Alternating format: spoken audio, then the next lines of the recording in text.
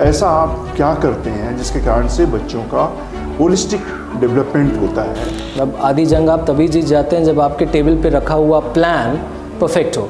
कई बच्चे हमारे IITs में गए हैं, कई बच्चों ने जर्नलिज्म लिया है। मेरा एक बच्चा अभी साइकोलॉजी में ही is completing his post graduation. Academic progress तो आज यूट्यूब में भी है, बहुत अच्छे चैनल्स हैं जहाँ पे बच्चे अपना एकेडमिक ग्रोथ कर रहे हैं। बट फेलियर से कैसे बाहर निकलना है, डिप्रेशन को कैसे झेलना है। सो विंध्य क्षेत्र में एग्रेशन एकेडमिकली तो ऑब्वियसली बहुत है, और ये इसलिए भी है क्योंकि बहुत सारा डिस्ट्रैक्शन नहीं है यहाँ पे। और कैसे इंश्योर करते हैं कि जो क्लास का आखिरी बच्चा है वो पहले आने वाले बच्चे से बहुत ज़्यादा पीछे ना रह जाए? नमस्कार दोस्तों, आज हम आपको मिस्टर एरिक स्वामी जी से बात करवाएंगे, उनसे मिलवाएंगे। उनकी मुलाकात में आपको बहुत सारी चीज़ें सीखने को मिलेंगी और जानने को मिलेंगी कि एक प्रिंसिपल, एक एजुकेशनिस्ट की लाइफ में क्या क्या हुआ है, कैसे वो एजुकेशन को प्रेफर किए हैं और किस तरह से वो बिलाबांग हाई इंटरनेशनल स्कूल को चला रहे हैं, किस तरह से पेरेंट्स को अपने बच्चों को अच्छी शिक्षा देने के लिए क्या क्या करना चाहिए, क्या नहीं करना चाहिए, इसके बारे में हम चर्चा करेंगे। एरिक स्वामी जी नमस्कार। बहुत बहुत धन्यवाद। विंध्य फर्स्ट के लिए टाइम देने के लिए आपको बहुत बहुत धन्यवाद। आज हमें काफ़ी अच्छा लग रहा है, हमने आपका एनुअल डे के लिए आपने हमें स्पेशली बुलाया। हम इसके लिए दिल्ली से आए और जब हम आ रहे थे तो हम सोच रहे थे कि चल के देखते हैं ये स्कूल कैसा है, ऐसा क्या कर रहा है कि इतना जल्दी ये रीवा शहर में अपना नाम इतनी अच्छी बुलंदियों तक पहुंचा पाया है, और क्यों यहाँ के बच्चे इतना अच्छा कर पा रहे हैं, क्यों यहाँ के बच्चों के पेरेंट्स ये चाहते हैं कि उनका बच्चा स्कूल एक भी दिन मिस ना करे, और ऐसा आप क्या क्या करते हैं स्कूल में जिसके कारण से आपके बच्चे उत्तरोत्तर प्रगति कर रहे हैं और बहुत कम समय में आपने अपने लिए एक स्थान बनाया है। तो आप हमें बताएं कि इस स्कूल में आने का आपका डिसीजन, फैसला आपने कैसे लिया? बहुत बहुत धन्यवाद। आपके चैनल के माध्यम से मैं सभी दर्शकों को धन्यवाद देना चाहूँगा कि आज वो हमारे साथ जुड़ रहे हैं। सर, आपने मेरे एजुकेशन जर्नी के बारे में, एक्सपीरियंस जर्नी के बारे में पूछा, तो मैं आपको लगभग 26 साल पहले ले जाना चाहूँगा। क्योंकि मैं एक डिफेंस फैमिली को बिलोंग करता हूँ, तो मेरे मन में हमेशा यही था कि मैं एक डिफेंस ऑफिसर बनूँ। और चूँकि मैंने SSB के 2 इंटरव्यूज़ क्लियर भी किए हैं, एक इलाहाबाद से और एक भोपाल से, बट अनफॉर्चुनेटली मेडिकल कंडीशंस के कारण मैं प्रोग्रेस नहीं कर पाया। मेरी मदर टीचर हुआ करती थी और मेरी आंट्स सारी टीचर्स हैं। सो फॉर्चुनेटली टीचिंग जेनेटिक्स मेरे पास ऑलरेडी था, जो मैंने डिस्कवर किया 2000 में जब मैं स्कूल में था। सो ट्यूशन्स पढ़ाना मैंने शुरू कर दिया था और अपने जितने भी एक्सपेंसेस हैं मैं खुद मैनेज करने की कोशिश करता था। वहाँ से मुझे एक आयाम समझ में आया कि मैं टीचिंग को भी अपना करियर बना सकता हूँ, और मैंने जबलपुर से 40 किलोमीटर दूर सिहोरा तहसील नामक एक जगह है, वहाँ पे एक छोटे से स्कूल से एज अ प्राइमरी टीचर शुरुआत की। मुझे 9 साल लगे to the position of vice principal तक जाने के लिए। तो पहला सबक यंगस्टर्स को कि एजुकेशन भी एक करियर बन सकता है, टीचिंग भी एक करियर बन सकता है। आफ्टर दैट जब मैं एडमिनिस्ट्रेटिव पोजीशन पे आया, 2009 में वाइस प्रिंसिपल बना, उसके 2 साल बाद फिर मैं प्रिंसिपल पोजीशन पे आया। तो जो मेरा जर्नी था उससे मुझे यही सबक मिला कि अगर एकेडमिक्स के साथ हम स्किल्स को जोड़ें तो ये एक नया आयाम हमको देता है। क्योंकि आज हम देखते हैं कि ऑब्वियसली कोचिंग सेंटर्स ने अपना सपोर्ट तो ज़रूर दिया है, लेकिन जो स्किल्स हैं, फॉर एग्ज़ाम्पल एक कोलैबोरेटिव स्किल्स है, पब्लिक स्पीकिंग स्किल्स है, सिंपैथी है, एम्पैथी है, जो एक आम आदमी को लीडरशिप तक पहुंचाती है, एक लीडर बनाती है, वहाँ कहीं ना कहीं हमारा करिकुलम या सिस्टम कमज़ोर पड़ रहा था। क्योंकि हम सभी, मैं भी एक पेरेंट हूँ, मेरी बिटिया भी क्लास 7th में है, और मैं भी चाहता हूँ कि वो एकेडमिकली बहुत एक्सेल करे, बिकॉज ऑब्वियसली इंडियन मेंटालिटी है कि हमको एकेडमिक्स पहले देखना होता है। बट फॉर्चुनेटली मेरी इस जर्नी में मुझे एक्सपीरियंस मिला कि अगर आप बोलना अच्छा जानते हैं, अगर आप लोगों के प्रति कुछ संवेदना रखते हैं, अगर आपकी इंटरनल प्लानिंग्स बहुत स्ट्रॉन्ग है, तो कहीं ना कहीं आप स्टैंड आउट होते हैं। आज का जो इवेंट है एक बहुत छोटा इवेंट था, मैं कहूँगा था, जिसके आपकी प्रेजेंस ने एक बड़ा बना दिया, पेरेंट्स की प्रेजेंस ने बड़ा बना दिया, बच्चों की प्रेजेंस ने बड़ा बना दिया। तो ये इवेंट एक एग्जीबिशन कम फेट इवेंट है, जिसमें हमने एक प्रोग्राम है टाइनी CEOs, जिसमें एंटरप्रेन्योर स्किल्स के बारे में बच्चों को हमने एक मार्गदर्शन देने की चेष्टा की है। क्योंकि ऑब्वियसली हम कहते हैं कि कोई किसी को पढ़ा नहीं सकता, सिर्फ हम मार्गदर्शन दे सकते हैं। तो बिलोंग स्कूल का ऑलमोस्ट यही मोटिव रहा है कि हम बच्चों को उचित मार्गदर्शन दें और प्रकृति अपना काम करती है। सो टाइनी CEOs में बच्चों ने स्टॉल्स लगाए। आप देख सकते हैं कि वो स्टॉल्स वो खुद मैनेज कर रहे हैं। ऑब्वियसली पेरेंट्स का सपोर्ट तो है ही, टीचर्स का सपोर्ट तो है ही, लेकिन कंज्यूमर कस्टमर इंटरैक्शन आज वो सीख रहे हैं प्रैक्टिकल नोट पे। हालांकि क्लास 11 में बिजनेस स्टडीज़ एक सब्जेक्ट होता है, बट देन प्रैक्टिकल अप्रोच लेने के लिए ऐसे छोटे छोटे प्रोग्राम्स बिलोंग स्कूल में आयोजित किए जाते हैं। सो ये थोड़ा बहुत ऐसी मेरी जर्नी है, जिससे मैं चाहूँगा यंगस्टर्स की तरफ कि आप ऑब्वियसली टीचिंग फील्ड को भी अपना एजुकेशन करियर बना सकते हैं। बहुत ज़रूरत है यंगस्टर्स की कि वो अपने एक्सपीरियंसेस छोटे छोटे बच्चों के साथ शेयर करें। एंड आई गारंटी यू कि ग्रोथ किसी भी तरीके से कम नहीं होने वाली, ना फाइनेंस की तरफ से और ना ही एक्सपीरियंसेस की तरफ से। इतने सारे स्कूल हैं यहाँ पे, काफ़ी इस्टेब्लिश्ड स्कूल हैं, केंद्रीय विद्यालय है, ज्योति स्कूल है, ज्ञानस्थली है, बाल भारती है। यहाँ के लोग आपके स्कूल को बाकी स्कूलों से अलग कैसे समझें, क्यों समझें, और ऐसा आप क्या दे रहे हैं जिसके कारण से आपको लगता है कि आपके तरफ, आपके स्कूल की तरफ पेरेंट्स और बच्चे आकर्षित हो रहे हैं? सर ट्रूली स्पीकिंग मैं समझता हूँ कि स्कूल या विद्यालय, चाहे वो गवर्नमेंट हो चाहे वो प्राइवेट हो, वो अपना काम बखूबी करते हैं। हर एक इनकम ग्रुप के लिए अपनी फैसिलिटीज़ होती हैं, और मैं चाहता हूँ कि बच्चे पहले तो एजुकेट हों। स्कूल्स के डिफ्रेंसिएशन उसकी, जैसे कि आपने एक राइटली पॉइंट आउट किया, थॉट प्रोसेस से आता है। जैसे हेड होगा वैसे बॉडी आगे बढ़ेगी। सो ऑब्वियसली माइंडसेट ये होना चाहिए कि हम बच्चों को आने वाले भविष्य की तैयारी करें, जहाँ पे बच्चों को स्किल डेवलपमेंट के बारे में ज़्यादा फोकस किया जाए। जैसे कि मैंने अपने इंटरव्यू में पहले भी कहा है कि ऑब्वियसली एकेडमिक प्रोग्रेस तो आज यूट्यूब में भी है, बहुत अच्छे चैनल्स हैं जहाँ पे बच्चे अपना एकेडमिक ग्रोथ कर रहे हैं, बट फेलियर से कैसे बाहर निकलना है, डिप्रेशन को कैसे झेलना है, लोगों के साथ कैसे कोलैबोरेट करना है, अपने आइडियाज़ को कैसे पुटअप करना है, ये कुछ ऐसी स्किल्स हैं जिसको हम 21st सेंचुरी स्किल्स कहते हैं। ये स्किल्स ऑब्वियसली एक एनवायरनमेंट में जनरेट होंगे, नर्चर होंगे, और हम इसको स्कूल कहते हैं। सो मैं चाहता हूँ कि जो स्कूल्स इनकी तरफ आगे बढ़ रहे हैं वो अपने प्लान्स को और डाइवर्सिफाई करें, सिर्फ पढ़ाई की तरफ नहीं, बट ऐसे कई एक्सपीरियंसेस बच्चों को दें जो कि आने वाले समय में एक उनका प्रोफेशनल स्किल बन सके। सो बिलोंग उसकी तरफ अपने आप को बहुत पहले से, this is our 15th year, 15 साल पहले इस महत्वपूर्ण आइडिया की शुरुआत हुई थी इस विद्यालय से, और आप सभी के कोऑर्डिनेशन और कोऑपरेशन से हमने काफ़ी सारे बच्चों को जो अब पास आउट होने लगे हैं ये स्किल्स देने की कोशिश की है। और मैं देखता हूँ कि आज कॉन्फिडेंटली वो बच्चे कैमरे के सामने बोलते हैं, अपने आइडियाज़ रखते हैं।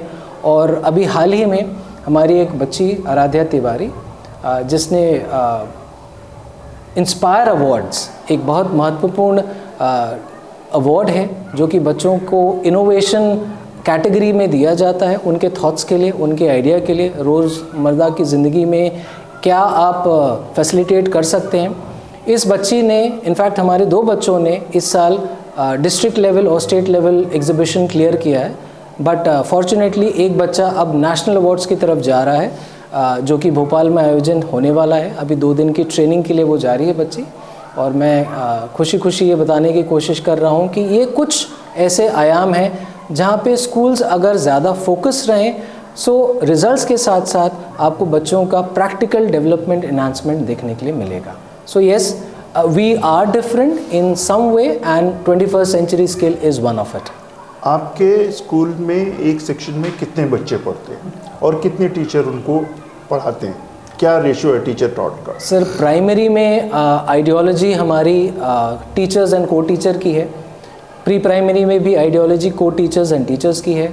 सो up till grade 4 we are having 2 teachers in 1 class and maximum 35 students in 1 section. School का जो परफॉर्मेंस है वो बोर्ड के एग्ज़ाम के स्कोर से और नेशनल और इंटरनेशनल इवेंट में, कल्चरल इवेंट में या ऐसी कुछ जितने भी कंपटीशन होते हैं उनके पार्टिसिपेशन से होता है।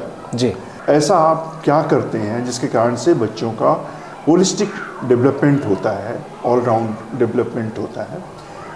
क्लासरूम और टेक्स्ट बुक के अलावा आपकी शिक्षा प्रणाली कैसी? बहुत अच्छा सवाल है सर। बिकॉज जैसे कि हम सभी समझते हैं the war is half one when the planning is proper. मतलब आधी जंग आप तभी जीत जाते हैं जब आपके टेबल पे रखा हुआ प्लान परफेक्ट हो। इसी प्रकार से जब हम अपने एनुअल प्लानर की शुरुआत करते हैं तो ये महत्वपूर्ण बिंदु को ध्यान में रखते हुए बनाया जाता है, जहाँ पे एक्सपोजर विज़िट और स्पेशल विज़िट्स हमारे स्कूल का हिस्सा हो। एक्सपोजर विज़िट्स में जैसे कि मैं बताऊं, अगर बच्चों को हमको फ्रूट मार्केट के बारे में बताना है या एयरपोर्ट के बारे में बताना है या पुलिस स्टेशन के बारे में बताना है, सो उसको किताबी ज्ञान ना रखते हुए बच्चों का एक विज़िट प्लान करते हैं which is we called as a special visit. So ये सब छोटे छोटे आयाम हम ज्वाइन करने की कोशिश करते हैं, जिसके कारण बच्चों को हैंड्स ऑन एक्सपीरियंस के साथ साथ एक रियल लाइफ एक्सपोजर मिलता है which is out of the text book. So ये बहुत महत्वपूर्ण चीज़ है कि जितना हम अब साइंस एंड टेक्नोलॉजी की मदद से मैक्सिमम स्कूल्स अब वर्चुअल रियलिटी की तरफ जा रहे हैं, एआई की तरफ जा रहे हैं। मैं कहता हूँ कि ये कई स्कूलों में शायद पॉसिबल नहीं होगा because of the financial crunch, but एक आप छोटा सा प्लान ज़रूर कर सकते हैं कि बच्चों को किताबी ज्ञान के अलावा जो चीज़ें वो विज़िट कर सकते हैं, जो सेफ जगहें हैं, जो आसपास की जगह हैं, वहाँ पे बच्चों को ज़रूर ले जाएं। इससे बच्चों का मनोबल तो बढ़ता ही है, भीड़ में रहने की आदत तो होती ही है क्योंकि कई बच्चे भीड़ से छुपते हैं। अगर मैं उसको साइकोलॉजी की भाषा में करूं तो इन्फीरियरिटी कॉम्प्लेक्स उनमें रहता है और ऐसे कुछ विजिट्स के कारण वो ओपन अप होते हैं। तो ये एक प्लान हम ज़रूर करते हैं कि एनुअल प्लानर में वो इनकलकेट हो।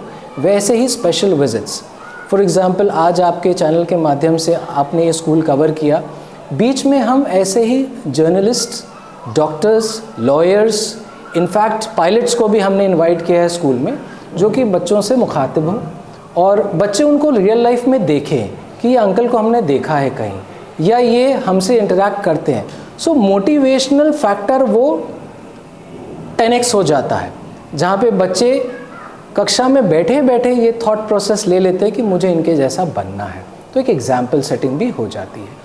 और पास में मेरे कुछ एक्सपीरियंसेस हुए हैं जहाँ बच्चों ने 10th क्लास में जो निर्णय लिया ऐसी पर्सनालिटीज़ को देख के, वो उन्होंने वाकई में अचीव किया है। कई बच्चे हमारे IITs में गए हैं, कई बच्चों ने जर्नलिज्म लिया है। मेरा एक बच्चा अभी साइकोलॉजी में ही is completing his post graduation. So इस स्कूल के अलावा जहाँ जहाँ हमने ऐसी सर्विसेज, ऐसी आइडियोलॉजीज़ देखी है, वहाँ बच्चों ने ऐसे फील्ड्स को चुना है जो शायद लेस कॉम्पिटिटिव है बट मोर इफेक्टिव है। आप एक चीज़ बताएं, एज अ प्रिंसिपल, वो बच्चा जो क्लास में अच्छा परफॉर्म नहीं कर रहा है एकेडमिकली, हर बैच में, हर क्लास में, हर सेक्शन में ऐसे कुछ बच्चे होंगे क्योंकि सारे के सारे एक लेवल ऑफ इंटेलिजेंस, IQ और कंसंट्रेशन और फोकस वाले नहीं होते हैं। कई तरह के उनके कारण होते हैं, उनका फैमिली बैकग्राउंड, उनका नर्चर, उनका घर का माहौल, उनका फ्रेंड सर्कल वगैरह। ऐसे बच्चों के लिए आप क्या विशेष करते हैं और कैसे इंश्योर करते हैं कि जो क्लास का आखिरी बच्चा है वो पहले आने वाले बच्चे से बहुत ज़्यादा पीछे ना रह जाए? Another a good question sir for all the teachers and the schools. मैं ये नहीं समझता हूँ सर कि बच्चा वीक होता है या बच्चे में कुछ मानसिक कमज़ोरी है until and unless वो मेडिकली प्रूवन ना हो, जिसको हम स्पेशल चाइल्ड कहते हैं। पढ़ाने का तरीका हमारा कुछ डिफरेंट हो सकता है, जिसको हमारी बिलोबॉन्ग की आइडियोलॉजी में VARK वार्क थ्योरी कहा जाता है। Visual, that is V, A is auditory, R is reading and writing and K is kinaesthetic. ये चारों का मिश्रण अगर किसी भी लेसन प्लान में आए तो मुझे नहीं लगता कि किसी भी बच्चे को कॉन्सेप्ट समझ में नहीं आएगा, ऐसा हो ही नहीं सकता। अगर मुझे फॉर एग्ज़ाम्पल मैं एक ऑडिटरी लर्नर हूँ, मैं एक काइनेस्थेटिक लर्नर हूँ, ये मुझे पता चला जब मैं 10th क्रॉस कर गया था। 11th में मेरे साथ बहुत सारी एक्टिविटीज़ परफॉर्म हुई, टीचर्स ने बहुत सारी एक्टिविटीज़ की। I am a student of a commerce, और जिस समय मैंने ये फील्ड चुनी थी, जो सब्जेक्ट्स चुना था, उस समय हमारे स्कूल में इनफैक्ट उससे पहले हमारे स्कूल में एक एग्जीबिशन हुआ था जस्ट लाइक दिस। वहाँ पे हमने एक स्टॉल लगाया था जिसमें हमने कुछ आइटम्स रखे थे पेरेंट्स को सेल ऑफ करने के लिए, ऑब्वियसली थ्रू द फेट। जब वहाँ पे हमने अपनी स्किल्स देखी कि जो चीज़ें कस्टमर इंटरेक्शन के लिए हमको बुक्स में पढ़ाई जा रही हैं, हमने बिजनेस स्टडीज़ में पढ़ा है 4 P's फॉर्मूला कि अगर कोई भी प्रोडक्ट है उसको सक्सेसफुल बनाना है, सो वो प्राइसिंग होती है, प्रमोशन होता है, प्लेस होता है, एंड इनफैक्ट ऐसी कई सारी चीज़ें होती हैं जिसको हमको थियोरेटिकली बताया गया। लेकिन उस एग्जीबिशन के दौरान मैंने खुद में उस चीज़ को समझा कि ये जो 4 P's फॉर्मूला है जिसमें प्राइसिंग है, प्रमोशन है, प्लेस है, इन चीज़ों को प्रैक्टिकली एस्पेक्ट्स पे जब जांचा तो समझ में आया कि वो लेसन्स तो मैं ऑलरेडी पढ़ रहा हूँ, जिसके लिए मुझे शायद बुक के इंटरेक्शन की, बुक की रीडिंग की खास ज़रूरत नहीं पड़ी। सो इसी प्रकार से अगर टीचर्स अपना लेसन क्यूरेट करें ऐसे कुछ फॉर्मेलिटीज़ पे, ऐसे कुछ फॉर्मूलेज़ पे, जहाँ पे अगर चॉक एंड टॉक मेथड नहीं काम कर रहा है तो एक वीडियो है, अगर वीडियो काम नहीं कर रहा है तो कुछ एक्सरसाइज या कुछ एक्सपर्टीज़ ऐसी लाई जाए जहाँ पे बच्चों को इंटरेक्शन करवाया जाए। जैसे कि मैंने बताया आपको कि एक स्पेशल विज़िट हो या एक स्पेशल विज़िटर हो। सो सवाल ही नहीं उठता कि बच्चों को वो कॉन्सेप्ट ना समझ में आए। ये मेरा अब तक का एक्सपीरियंस है। अभी तक का इस जगह का एक्सपीरियंस है, आप सिहोरा में रहे हो, आप 26 साल से आप एजुकेशन फील्ड में रहे हो, 5 साल यहाँ हो गए हैं। आपको क्या लगता है रीवा के जो बच्चे हैं, रीवा के जो पेरेंट्स हैं, उनमें क्या कुछ ऐसा लगता है कि वो वहाँ के बच्चों से या पहले जो भी आपके स्कूल्स रहे हैं वहाँ के स्कूल से, वहाँ के द इन्वायरमेंट, वहाँ का जो बिहेवियरल पैटर्न है उससे रीवा के बच्चे अलग हैं? सर जैसे कि मैंने आपको बताया कि I belong to an defence background, और जहाँ मेरा घर हुआ करता था आज से 30 साल पहले, मैं क्वार्टर्स में रहा करता था और the area was ridge road Jabalpur. और उस समय वहाँ पे एक बड़ा सा ग्राउंड हुआ करता था जहाँ पे ओपन रिक्रूटमेंट हुआ करता था डिफेंस का।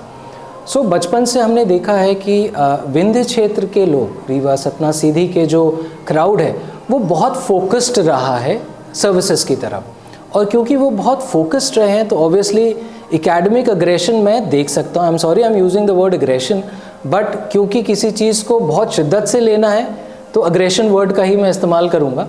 सो विंध्य क्षेत्र में अग्रेशन एकेडमिकली तो ऑब्वियसली बहुत है, और ये इसलिए भी है क्योंकि बहुत सारा डिस्ट्रैक्शन नहीं है यहाँ पे। शॉपिंग मॉल्स बड़े बड़े उस समय पे नहीं हुआ करते थे, अब ऑब्वियसली इंफ्रास्ट्रक्चरल डेवलपमेंट होने लगा है। बट जो मैं देखता हूँ पेरेंट का जेनेटिकल ट्रांसफ़र है, जो किसानी बैकग्राउंड से आए हैं, उनको ये अग्रेशन ऑब्वियसली है कि बच्चे अच्छा पढ़ें, अच्छी सुविधाएं लें और अच्छी एक्टिविटीज़ की तरफ जाएं। तो स्पोर्ट्स में, कल्चरल में, इनफैक्ट एकेडमिक्स में मैं विंध्य क्षेत्र को obviously more than average marks दूंगा। ऑब्वियसली जबलपुर जहाँ से मैं पला बड़ा हूँ वहाँ पे एकेडमिकली बहुत सारे स्कूल्स हैं जो आज से 100-150 साल पहले डेवलप्ड हैं। सेंट अलोयसियस है, क्राइस्ट चर्च है, कॉन्वेंट है। बट उस समय का इस्टेब्लिशमेंट, अगर इस समय के इस्टेब्लिशमेंट की मैं कंपैरिजन करूं तो मुझे लगता है कि विंध्य क्षेत्र में बहुत सारा पोटेंशियल है, फोकस का पोटेंशियल है। ऑब्वियसली मैंने एग्रेशन वर्ड तो यूज़ किया ही है। कॉम्पिटिटिव यहाँ पे लोग अपने आप को ज़्यादा प्रिपेयर कर रहे हैं। आई एम श्योर कि आप सभी को मालूम होगा कि फाइटर पायलट्स भी यहाँ से निकले हैं, क्रिकेटर्स भी निकले हैं, आर्टिशियंस भी निकले हैं, आर्टिस्ट भी निकले हैं। सो कहीं पे भी मैं ये नहीं मानता हूँ कि विंध्य क्षेत्र इन्फीरियर है इन एनी एस्पेक्ट्स। हमारा चैनल है विंध्य फर्स्ट, जिसका मतलब ही है विंध्य को फर्स्ट पोजीशन में लेके जाना है, उसी के लिए कमिटमेंट है विंध्य का। हम आपसे एज अ प्रिंसिपल ये जानना चाहेंगे कि आप ऐसे 5 क्या चीज़ें करने वाले हैं, कर रहे हैं, जिससे विंध्य को महाकौशल से, चंबल से, मालवा से, इनसे सबसे आगे स्थापित किया जा सके। सर, बड़ा कठिन सवाल आपने पूछा है, क्योंकि ये सभी एरियाज़ अपने आप में बहुत कॉम्पिटिटिव है। बट जैसे कि मैंने कहा, विंध्य क्षेत्र में अपने आप में बड़ा एग्रेशन है एकेडमिक्स को लेके, और कुछ कर गुजरने के लिए हमारे डिप्टी चीफ मिनिस्टर भी इसका काफ़ी सारा प्रयास कर रहे हैं, और मैं उनको धन्यवाद देता हूँ। ऐसी कुछ 5 नहीं, मैं आपको कई ऐसी चीज़ें बताऊँगा जो हमारी टीम, बिलोबोंग टीम कर रही है। इनफैक्ट हमारे सारे स्कूल्स जो इस्टेब्लिश हैं रीवा में, वो ऑलरेडी कर रहे हैं। शुरुआत हम ऐसे कुछ छोटे छोटे प्रोग्राम से करेंगे, जहाँ पे बच्चों को ही हैंड्स ऑन एक्सपीरियंस का हम ज़्यादा से ज़्यादा एक्सपोजर देने का कोशिश कर रहे हैं। कहीं ना कहीं हमने पेरेंट्स को भी एक पार्टनरशिप के थ्रू इन्वॉल्व किया है, क्योंकि मैं समझता हूँ स्कूल सिर्फ टीचर्स और स्टूडेंट्स का नहीं, ये पेरेंट्स और अदर कम्युनिटी मेंबर्स का भी है। सो हम उनको आगे एक्सपीरियंशियल लर्निंग के लिए ज़रूर इनवाइट करेंगे, आगे किया है। आगे सब्जेक्ट एक्सपर्टीज़ को और हम इन्वॉल्व करेंगे। बीच में हमारा इंटरेक्शन भी हुआ था, जहाँ पे आपने एक सजेशन मुझे दिया, मुझे बहुत अच्छा लगा कि बच्चों को जो ग्रेड 11th एंड 12th के हैं, उनको एंटरप्रेन्योर स्किल्स प्रैक्टिकल देने के लिए हम इंडस्ट्रियल विजिट में भेजें। तो मैं आपको बताना चाहूँगा कि विद्यालय का कोलैबोरेशन ऑलरेडी है 2 सालों से, जो कि हम माइक्रोसॉफ्ट के साथ कर चुके हैं, और इसके थ्रू हमने इंडस्ट्रियल एक्सपोजर बच्चों को देना स्टार्ट किया है। आसपास के इंडस्ट्रीज़ में बच्चे जाते हैं और वहाँ पे इंजीनियर्स से मिलते हैं, मैनेजरियल टीम से मिलते हैं, इनफैक्ट प्रोडक्शन प्रोसेस होता हुआ देखते हैं। सो एक और बार बार मैं यही रिपीट करूँगा कि एक्सपीरियंशियल लर्निंग से बेहतर कुछ नहीं है। ऑब्वियसली हमने स्पेशल एजुकेशन के लिए भी बच्चों के गेट ओपन किए हैं, जहाँ पे ऐसे कई बच्चे हमारे साथ जुड़े हुए हैं जिनको स्पेशल एजुकेशन की ज़रूरत है। मेरा मानना है कि कहीं ना कहीं पेंडेमिक के बाद बच्चों के लर्निंग में गैप्स आया है, और जो पहले हमारी एक प्रणाली हुआ करती थी, इनफैक्ट सभी स्कूलों में हुआ करती थी, कि बच्चों का एक टेस्ट लेना। सो ऑब्वियसली वो टेस्ट कहीं ना कहीं बच्चों को एक बहुत अच्छी फैसिलिटी से वंचित किया करते थे, और CBSE ने भी ये मैंडेट किया है कि अभी ये टेस्ट प्रोसीजर्स हमको बंद करने हैं। हाँ, एक वैलिडेशन की ज़रूरत ज़रूर है, जिसको हम एक असेसमेंट कह सकते हैं, कि जिस लेवल पे जब बच्चा एडमिट होता है, उस समय उस बच्चे के एकेडमिक लेवल था क्या, एंड ऑब्वियसली जब वो प्रोग्रेसिव वे में आगे बढ़ता है, from class 1 to class 2 to 12th, last में उसका प्रोग्रेशन क्या है, ये एक स्टैंडर्ड मैचिंग होना ज़रूरी है। सो इसके लिए ऑब्वियसली हमने एक असेसमेंट की शुरुआत की है, जहाँ पे इनकमिंग बच्चों का एक माइनर असेसमेंट हो, जिससे वो अपने स्टैंडर्ड्स को मैच कर सकें। इसके बाद ऑब्वियसली हमने 2023 से साइकोमेट्रिक असेसमेंट की तरफ भी अपना कदम बढ़ाया है, जहाँ पे ग्रेड 10th के बच्चों को अक्सर वो कंफ्यूज हो जाते हैं कि किस सब्जेक्ट को लेना है और क्यों लेना है। सो 7 डोमेन्स हमने शॉर्टलिस्ट किए हैं। I am also done my psychological studies.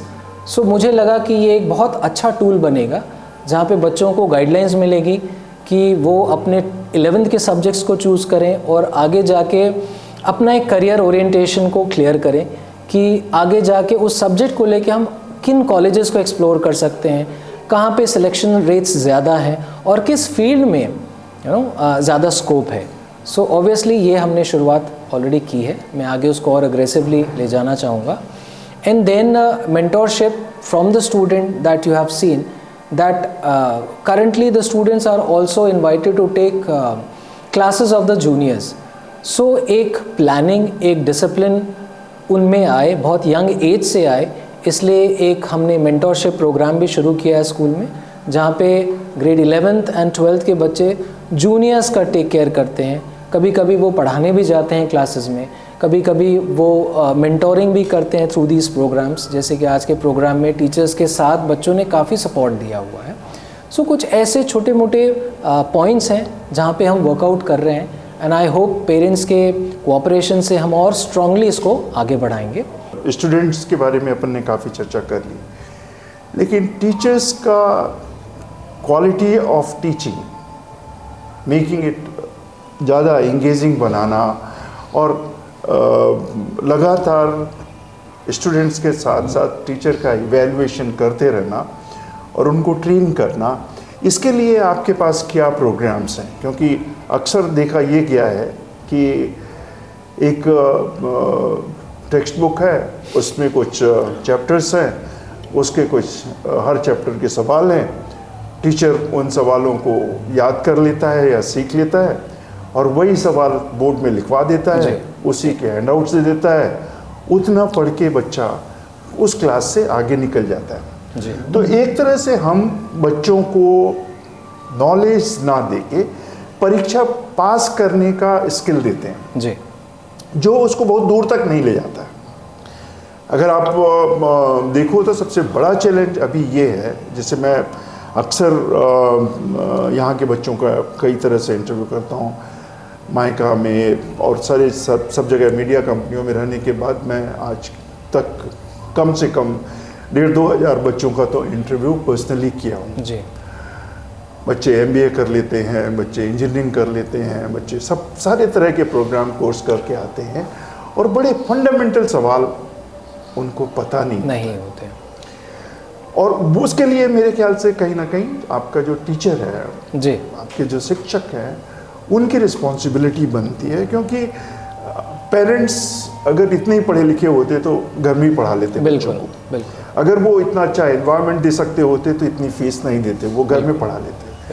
तो रिस्पॉन्सिबिलिटी आपकी as a leader of the school, as a kind of light house, torch wearer, वो टेक्स केयर सब कुछ, जिसको ध्यान रखना है। और साथ में ये भी ध्यान रखना है कि हमारे जो टीचर हैं उनकी क्वालिटी भी लगातार इम्प्रूव होती रहे, जिससे अल्टीमेटली आपके जो ब्रांड एम्बेसडर हैं, आपके जो बच्चे हैं, स्टूडेंट्स हैं जो निकलेंगे, उनका एक्सेप्टेंस वाइडर सोशल स्पेक्ट्रम में होगा जी। और उससे आपको और आपके इंस्टीट्यूट को ज़्यादा रिकॉग्नाइज किया जाएगा, ज़्यादा रिस्पेक्ट मिलेगा। तो टीचर्स के बारे में आप क्या कहते हैं? सर, टीचर्स के लिए ऑब्वियसली जैसे कि मैंने कहा आपको कि 2020 एक श्राप ना होके एक टीचर्स फैकल्टी के लिए एक बूम भी बन के आया, एक ब्लेसिंग भी बन के आया। जहाँ पे जब अनाउंस हुआ था, ऑलमोस्ट मार्च की बात होगी 2020 में, जब स्कूल्स को बंद करने का आदेश आया था, उस समय सारा सिस्टम फ्रीज़ हो गया था और हमको ये समझ में नहीं आ रहा था कि बच्चों तक कैसे हम अप्रोच करें। उस समय कंटेंट क्रिएशन की बात आई, छोटे छोटे वीडियोस बनाए गए।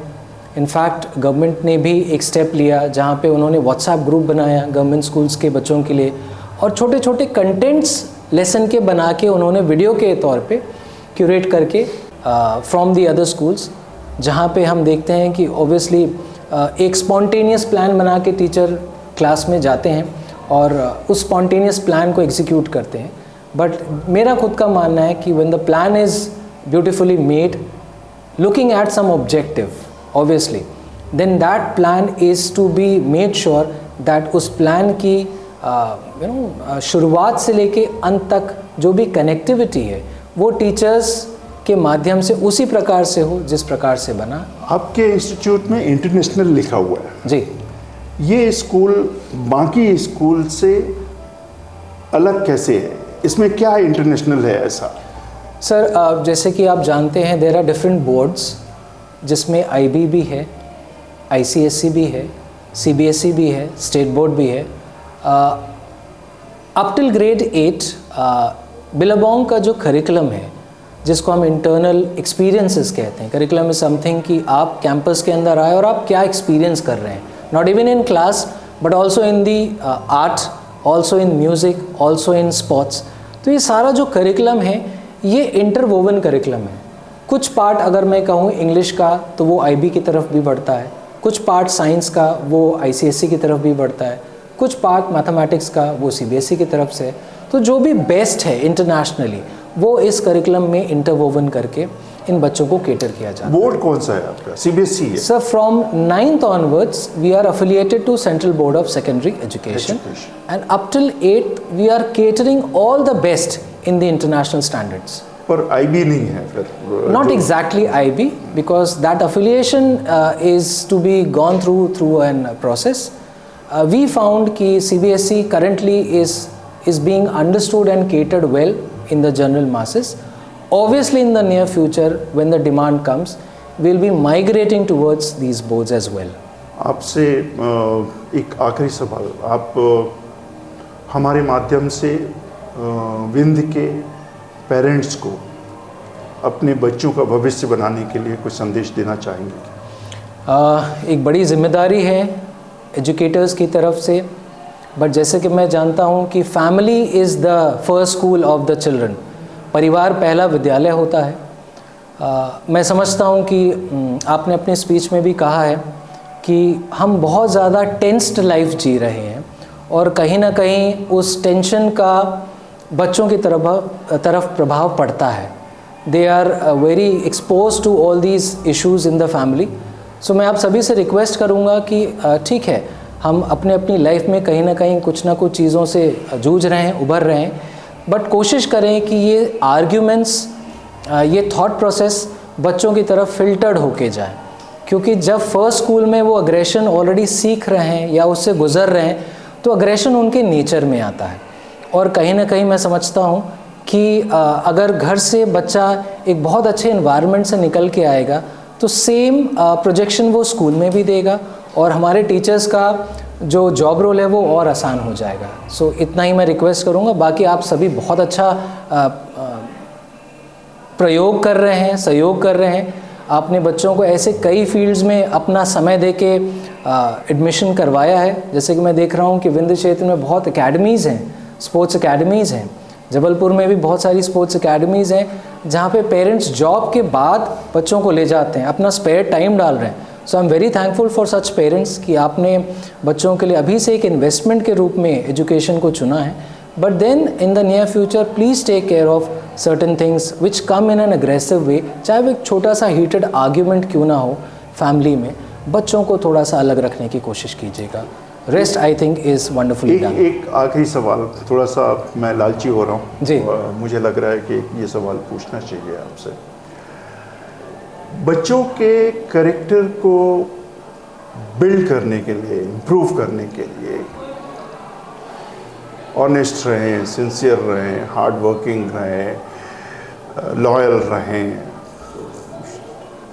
इनके लिए ऐसे जो चीज़ें हैं जो एक इंसान को उनके फॉर्मेटिव ईयर्स में, बच्चे को फॉर्मेटिव ईयर्स में जो सिखा दो आप, वो मिट्टी का वो होता है, उसको आप जिस तरह से ढाल लो उस तरह से ढल जाता है। बिल्कुल ठीक, बिल्कुल ठीक। तो कैरेक्टर बिल्डिंग के लिए बिलाबांग हाई इंटरनेशनल स्कूल अपने बच्चों को क्या कर रहा है, और क्या आपके पास ऐसे भी कोई प्रोग्राम है जहाँ पे समर्स में या जब आपकी छुट्टियाँ हों जी जी जी, तो आप आसपास के बाकी सारे स्कूल को बोलें कि हम ये वाला प्रोग्राम कर रहे हैं, आर्ट के लिए ये हम कर रहे हैं, कैरेक्टर बिल्डिंग के लिए ये हम कर रहे हैं, कम्युनिकेशन के लिए वगैरह, उनको बुला के उस समय आप थोड़ा सा अपने स्कूल, अपने बच्चे, अपने परिवार से बाहर निकल के उन लोगों के लिए भी कुछ करें? सर, कैरेक्टर बिल्डिंग अगेन एक चैलेंज तो होगा ही। जब हम मॉडर्नाइजेशन की तरफ जाएंगे, साइंटिफिक टेम्परामेंट को लेंगे, तो कहीं ना कहीं एक टग ऑफ वॉर तो आएगा।